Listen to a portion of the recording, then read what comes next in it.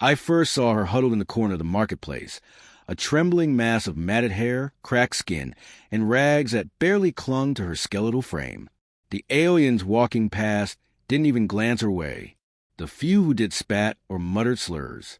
I should have kept walking, too. But I didn't. Something about her eyes, wide, silver, and scared, stopped me. They were hidden beneath grime, but when they caught mine, I saw a quiet plea there. Disgusting creature. A merchant sneered as he kicked dirt in her direction. Been here for weeks. Won't die, won't leave. No one wants her. I crouched down in front of her. Hey, I said softly. She flinched violently, like I'd raise a hand to strike her. Her thin arms curled around herself. It's okay, I murmured. I'm not going to hurt you. Her lips parted, but no sound came out. Just a small, strangled whimper. Can she even speak? I asked the merchant. He snorted. Who knows? Who cares? She's trash. Disease-ridden. Touch her, and you'll catch something. I ignored him. Slowly, carefully, I extended my hand. Come with me. Please. For a long moment, she just stared.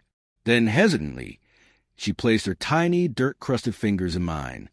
My apartment wasn't much, but it was warm.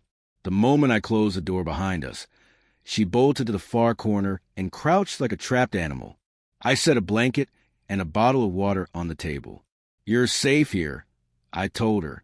She didn't move, didn't drink, just watched me like a hawk. I sighed, running a hand through my hair. Okay, baby steps. I fetched a clean towel and went to the bathroom, turned on the shower. Steam began to fill the air. Hot water. I called gently. Come on, you'll feel better. When I returned to the living room, she hadn't budged, so I knelt a few feet away from her and held out my hand again. Please. Her nostrils flared. She sniffed the air, caught the scent of soap and warmth. Then, on shaky legs, she approached. She trembled as I guided her into the bathroom. The moment she saw the running water, her eyes widened in disbelief. Warm, I said, placing her hand under the stream. She gasped. A small, broken sound of wonder escaped her throat. I smiled. Good, right? She glanced at me, uncertain, then back at the water. Tears welled in those silver eyes. I'll step out, I told her softly. Take your time. I left clothes, some of mine loose and soft, by the door. When I returned an hour later, she was sitting on the bathroom floor, wrapped in a towel, hair dripping but clean. She looked different, still fragile, still scared, but no longer unrecognizable. She whispered something, barely audible. What? I knelt beside her. Thank you. My chest tightened. You're welcome. Over the following days, she began to open up. Her name was Lyra. She'd been taken from her colony as a child, sold, abandoned when she grew too sickly to work.